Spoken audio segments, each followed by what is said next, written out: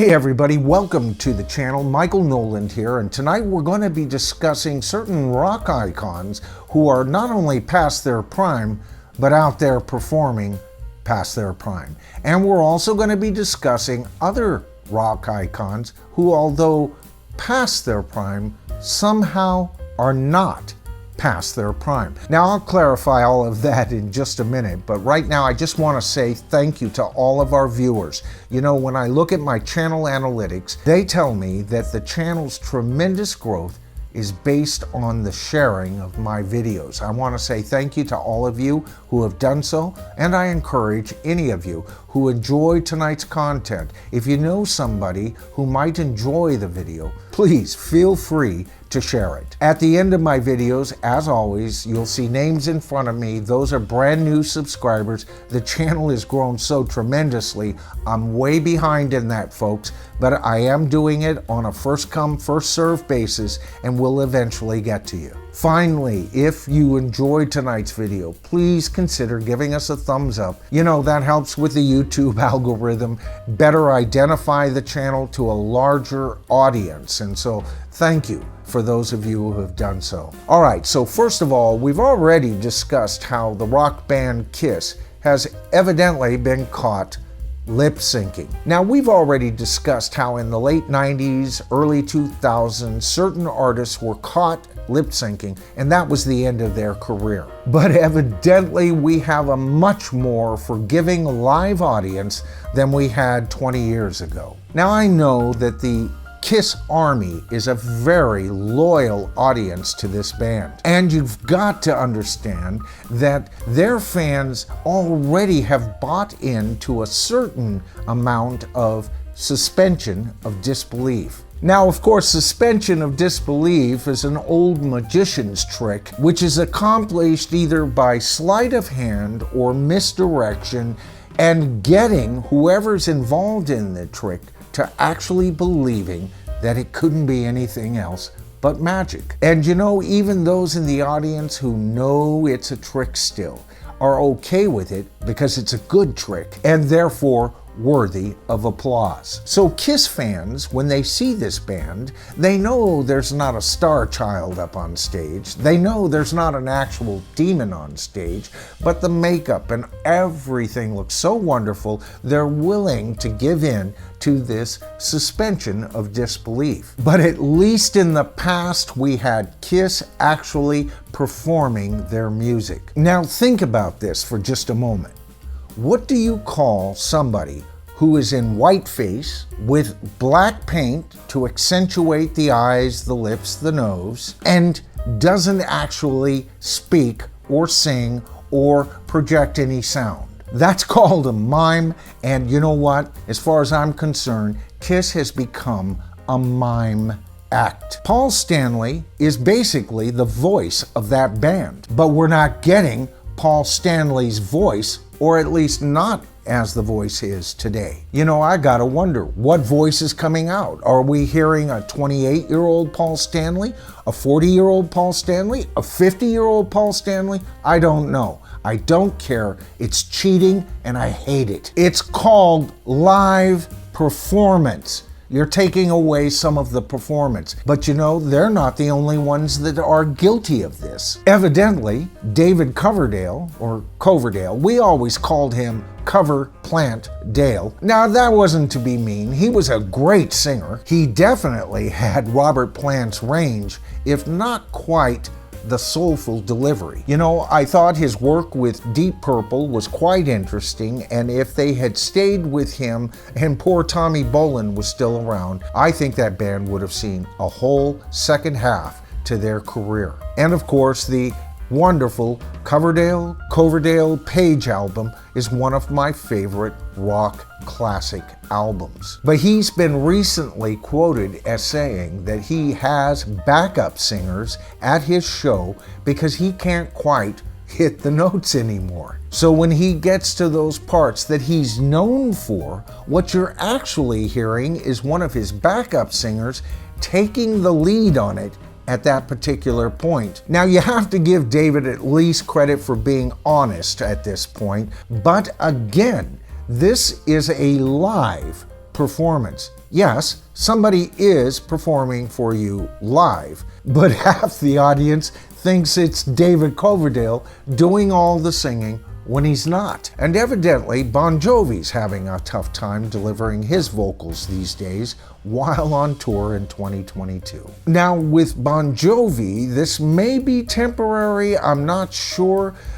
He seems to blame COVID on this and how it affected his voice, and it's murky as to whether he will ever get his voice back again at this point. But he is out touring, and with Bon Jovi, it's his voice that we come to listen to. You know, alls I can say is I hope Bon Jovi gets his voice back. He's one of rock's premier singers. I love it when he gets bluesy, and here's hoping that we'll hear him again where he has a voice that's appropriate for performing live. Now, on one hand here, you have Bon Jovi, but don't worry, on this hand, we have Vince Neil. Now, I was never a big fan of the hair bands, although I have to say, these last two singers we're talking about come from two of the better of those bands. But even back in the day when Vince Neil's voice was still in shape, this man was bent on self-destruction. Already heavily into cocaine and even into heroin at times before he even joined the band, he would eventually become addicted. It's evidently after he kicked that vice, he has leaned quite heavily on the use of alcohol. Now, Vince Neil, the man, I have never been a fan of. This man has made one bad decision after another for decades. And evidently, if you're a female fan, don't ask for his autograph, or if you do, make sure Nicolas Cage is there to hold him down because he'll take you to task. What a guy. Drinking too much? Well, let's get in the car with passengers. Brain damage, anybody? You know, it's interesting. A lot of artists in many different art fields have lost their career for 1/4 of what this guy's been involved in over the years. Then he opens his mouth, and evidently what comes out is, well, less than pristine. All right, so where does that leave us? Well, we've gone from bad to less bad to sad to this guy makes me mad as hell. But the one thing that all of these artists have in common are less than stellar live vocal deliveries. With the exception of Kiss, of course, they've just quit singing altogether and use old recordings. But you know, at the beginning of this video, I also said I wanted to cover rock icons who are past their prime, yet not past their prime. And you know what? I can't think of a better example than Robert Plant. You know, like David, Robert's vocal range is not what it was when he first sang with Led Zeppelin. You know, sharp ears can even hear his range was affected during the latter part of Led Zeppelin. But what do we have with Robert? You know, toward the end of his tenure with Led Zeppelin, Robert was already having trouble with his voice. But what happened with Robert Plant, and why is he so revered by so many of us rock fans? You see, with Robert Plant, it wasn't just his amazing range. You see, it was his vocal delivery, how he would approach a vocal line. You know, in my last video, I talked about how Frank Sinatra and Paul McCartney were two of the 20th century's greatest vocals. I would put Robert Plant above even them easily. This guy's forgot more about singing than most young singers will ever know. And so as he's aged, he has found different ways to use that voice that are not only wonderful, but even artistic. And guess what? When he does perform older material, it's not the jukebox format that we see with the rest of these monkeys. Even some of the older Led Zeppelin material, he turns into brand new creations. You gotta love him for that. And him teaming up with Alison Krauss, what a wonderful team these two make. You know, I'm still trying to procure tickets for this man when he comes to my neck of the woods. Now, I've also criticized Paul McCartney, but I haven't even suggested that he stop touring. I've suggested that he sings what he can from his material, eliminate those songs that no longer sound strong, and then replace those with other songs that he has never played live. I think he needs to take a page of instruction from Robert Plant, if you ask me. But Robert Plant's not the only one that's ever done this. What about Leonard Cohen? As his voice aged, he found an even more artistic approach to his voice. And you know what? He became this deep voice, almost rock prophet at sometimes, with the amazing songs that man wrote. And what about Johnny Cash? You know, just before his death, being recorded sometimes in his living room with a dedicated recording team, he recorded some covers at that point that were so haunting to this day. Some of those renditions get more airplay than the original songs themselves. You know, Johnny's voice, if you think about it, it degenerated every decade, just a bit more and a bit more. But he didn't even pretend to try and sing like he did, say, 10 years ago. He found new and innovative ways to approach vocal lines. Wonderful. Some vocalists like Billy Joel can name the day when they realized in the studio they couldn't quite hit that high note anymore. Instead, singers like this spent time developing a really good, strong, and professional falsetto to cover notes that they couldn't quite cover before. And it still sounds quite amazing live. And what about Kenny Loggins? You know, when he found out he could no longer hit those highs, what did he do? Did he just give up? Did he try a new approach like some of these other artists that we've discussed tonight? No, he went to a vocal coach, and within 6 months, he had back his full vocal range. You know, I've kind of got to wonder, especially with these 4 first artists that we covered at the beginning of the video, if they've even tried a vocal coach. Often for some of these guys, it is the amount of touring. As a matter of fact, it was Kenny Loggins' vocal coach who even stated this at one point.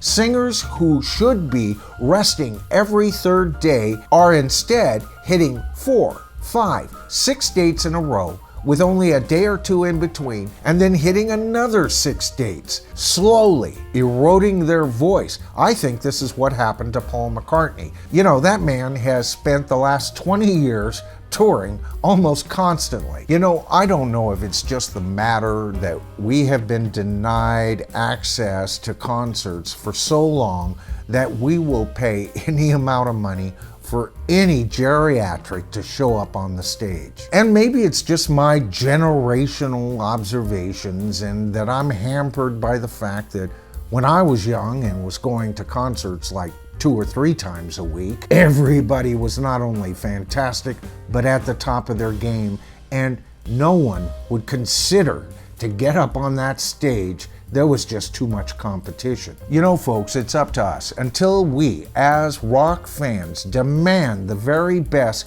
from every icon, no matter how long they've been in the business, we're gonna get the same old, folks, every single time. All right, so that about does it for tonight's video. Again, thank you so much to all of our brand new subscribers. The names you see in front of me are just a few of those new subscribers, and I'm doing my best to get those out ASAP. All right, so that about covers the video for tonight. I'm Michael Nolan. This is The Bottom Line, and I'll see you in my next video.